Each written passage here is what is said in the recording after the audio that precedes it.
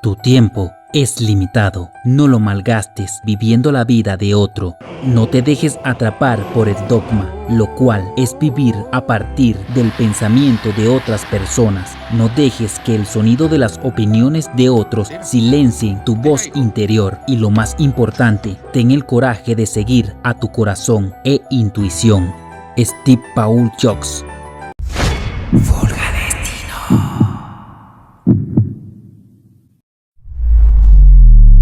Todo comenzó cuando Paul Jocks y Clara Agopian iniciaron una relación de pareja debido a una apuesta que Paul sostuvo con sus amigos cuando formaba parte de la Guardia Costera de Estados Unidos a sus 19 años. En ese tiempo estaban los estragos de la Segunda Guerra Mundial, aunque ese alistamiento era irónico, ya que Paul no sabía nadar. Su labor también le permitió transportar militares a Italia. Paul provenía de una crianza en una granja, algo que nunca desempeñó. Abandonó sus estudios en secundaria y luego aprendió el oficio de maquinista.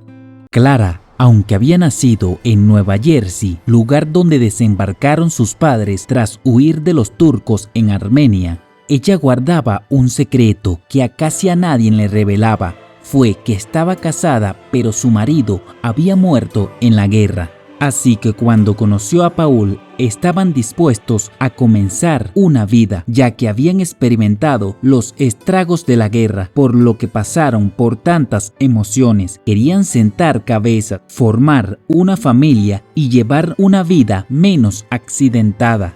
Paul trabajó por un tiempo como operador de maquinaria. Más adelante consiguió trabajo como embargador de carros en una sociedad de créditos y en sus momentos libres se dedicaba a reparar y vender carros. De esa manera le empezó a ir bien, aunque solo le faltaba algo en su vida. Deseaban tener hijos. Pero Clara había sufrido un embarazo ectópico. Es cuando el óvulo fertilizado se implanta en la trompa de Falopio en vez del útero. Por esa razón no podía concebirlos. Así pues, en 1955, tras 9 años de matrimonio, comenzaron a pensar en adoptar un niño. Abdul Fattah Handali, un inmigrante sirio musulmán, y Joan Chibol, estadounidense de ascendencia alemana y suiza, ambos de familia adinerada, se conocieron en la Universidad de Wisconsin. Siendo apenas estudiantes, se enamoraron y empezaron una relación, quedando embarazada tempranamente. Ambos tenían tan solo 23 años, por lo que decidieron ir a San Francisco. La opción de un aborto era una represalia familiar y religiosa, por lo que tuvieron su hijo discretamente en esa ciudad. Joan, por no querer darle esa noticia a su padre, ya que en ese entonces se encontraba muy enfermo, decidió darlo en adopción, pero con la condición de que fueran abogados. Aunque la primera pareja que cumplía con esos requisitos querían adoptar a una niña, Joan, sin saber, adoptaron a su hijo, un maquinista y una ama de casa. Aunque Joan se enteró con el tiempo, acordaron que Stephen Paul Jocks estudiaría en la universidad, por lo que firmaron el acuerdo. Después de haber pasado 5 meses, el padre de Joan muere. Al pasar 2 años, Yandali y Joan tuvieron una niña, la conocida escritora Mona Simpson. Esta relación duró tan solo 7 años. Más adelante relataría la esposa de Jocks, Laureen, que él sintió que había sido realmente bendecido por tenerlos a los dos como padres. Jocks se erizaría cuando se refería a Paul y Clara como sus padres adoptivos. Para él, eran sus verdaderos padres, y se refería a sus padres biológicos como biológicos nada más. Más adelante, cuando tenía exactamente la misma edad, 23 años, Jocks fue padre de una niña, aunque acabó asumiendo sus responsabilidades con ella, hecho del que se arrepintió. Chrisan Brennan, la madre de la niña, afirma: que el haber sido dado en adopción dejó a Jobs lleno de cristales rotos, y eso ayuda a explicar en parte su propio comportamiento. Los que han sido abandonados acaban abandonando a otros. Jobs siempre argumentaba cuando le preguntaban de dónde venía su éxito.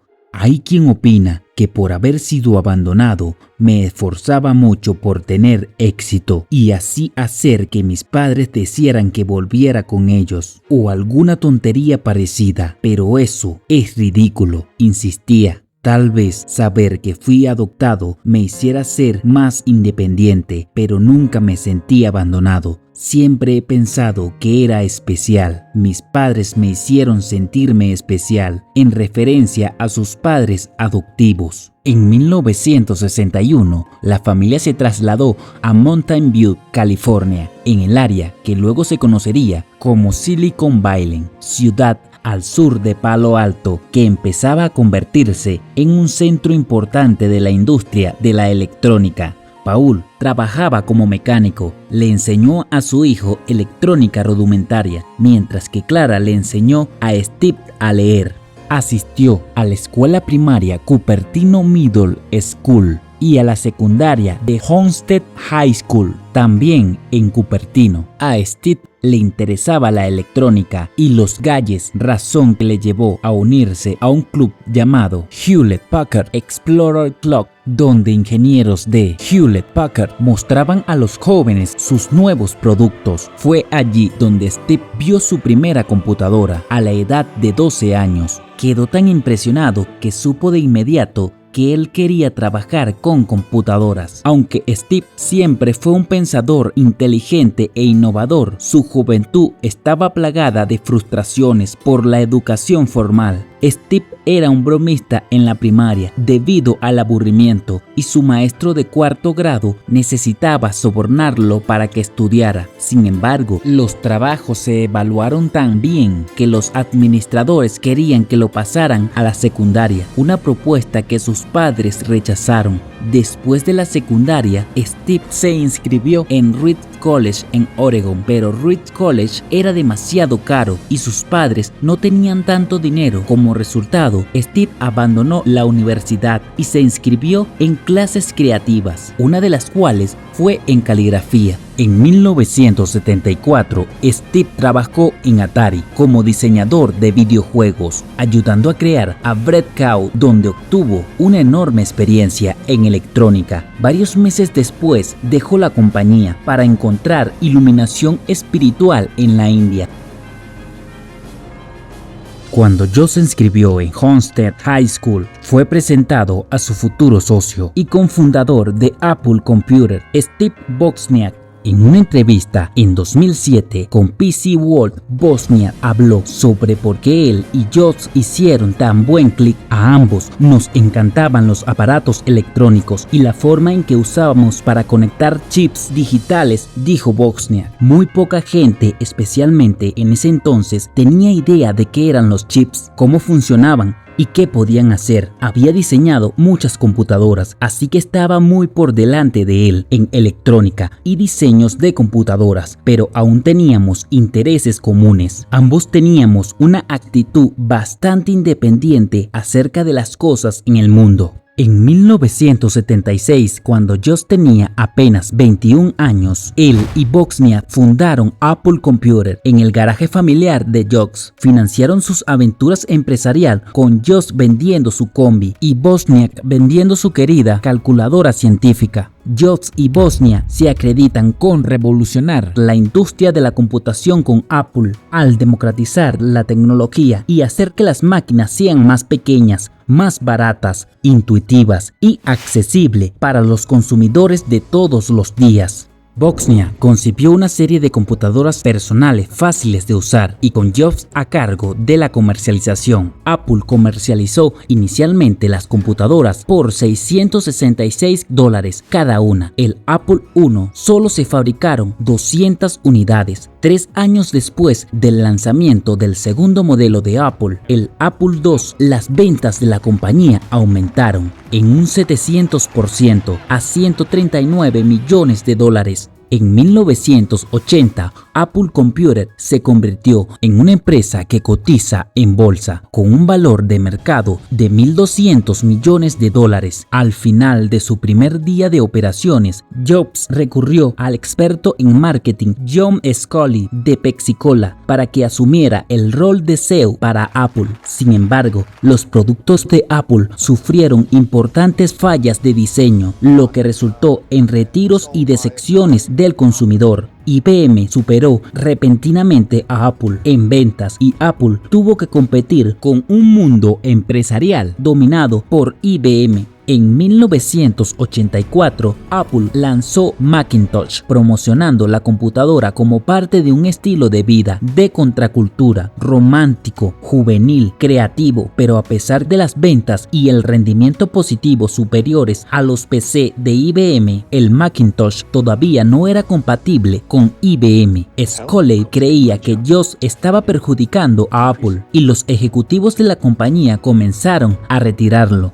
En realidad, no habiendo tenido un título oficial con la compañía que fundó, Jobs fue empujado a una posición más marginada y por lo tanto dejó a Apple. Después de dejar a Apple en 1985, Jobs comenzó una nueva empresa de hardware y software llamada Next Inc. La empresa fracasó en sus intentos de vender su sistema operativo especializado a la corriente principal de Estados Unidos y Apple finalmente compró la empresa en 1996 por $429 millones. En 1997, Jobs volvió a su puesto como CEO de Apple. Se le atribuye la revitalización de la compañía en la década de 1990. Jobs puso a Apple nuevamente en la senda. Los productos ingeniosos de Jobs como el iMac, las campañas de marca efectivas y los diseños elegantes llamaron la atención de los consumidores una vez más. En los años siguientes, Apple introdujo productos tan revolucionarios como la MacBook, el iPod y el iPhone, todos los cuales dictaban la evolución de la tecnología. Casi inmediatamente después de que Apple lanzara un nuevo producto, los competidores se apresuraron a producir tecnologías similares. Los informes trimestrales de Apple mejoraron significativamente.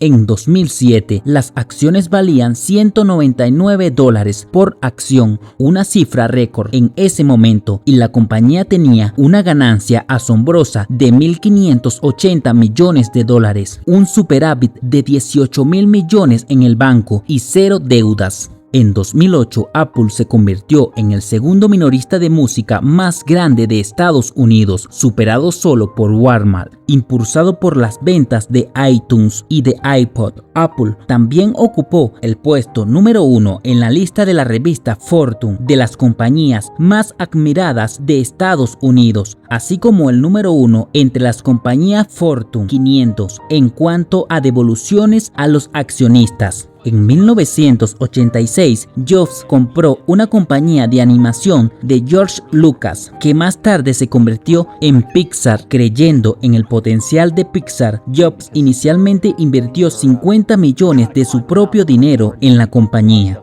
El estudio continuó produciendo películas muy populares como Toy Story, Buscando a Nemo y Los Increíbles. Las películas de Pixar han recaudado colectivamente $4.000 millones. El estudio se fusionó con Walt Disney en 2006, lo que convirtió a Steve Jobs en el mayor accionista de Disney. En 2011, Forbes estimó que la mayoría del patrimonio neto de Steve Jobs era alrededor de $7.000 millones por su venta de Pixar a Walt Disney Company en 2006. Sin embargo, si Jobs no hubiera vendido sus acciones de Apple en 1985, cuando dejó la compañía que fundó y dirigió durante más de una década, su patrimonio neto habría sido de $36.000 millones. Steve Jobs y Lauryn Powell se casaron el 18 de marzo de 1991. La pareja se conoció a principios de la década de 1990 en la Escuela de Negocios de Stanford. En 2003, Jobs descubrió que tenía un tumor neuroendocrino, una forma rara pero operable de cáncer de páncreas. En lugar de optar inmediatamente por la cirugía, Jobs optó por alterar su dieta pesco-vegetariana. Durante 9 meses, Jobs pospuso la cirugía, poniendo nerviosa a la junta directiva de Apple. Los ejecutivos temían que los accionistas retiraran sus acciones si corría la voz de que su CEO estaba enfermo. En 2004, Jobs tuvo una cirugía exitosa para extirpar el tumor pancreático. Fiel a su forma, en los años siguientes, Jobs reveló poco sobre su salud. A principios de 2009, circularon informes sobre la pérdida de peso de Jobs, algunos de los cuales padecían que sus problemas de salud habían regresado, lo que incluía un trasplante de hígado. Jobs respondió a estas preocupaciones diciendo que estaba tratando con un desequilibrio hormonal. Días después se ausentó por 6 meses. En un mensaje de correo electrónico a los empleados, Jobs dijo que sus problemas relacionados con la salud son más complejas de lo que él pensaba. Luego nombró a Tim Cook como responsable de las operaciones diarias de Apple. En enero de 2011, Jobs anunció que se iba de baja médica. En agosto renunció como CEO de Apple, entregando las riendas a Cook. Steve Jobs murió en Palo Alto el 5 de octubre de 2011, después de luchar contra el cáncer de páncreas durante casi una década. Tenía 56 años.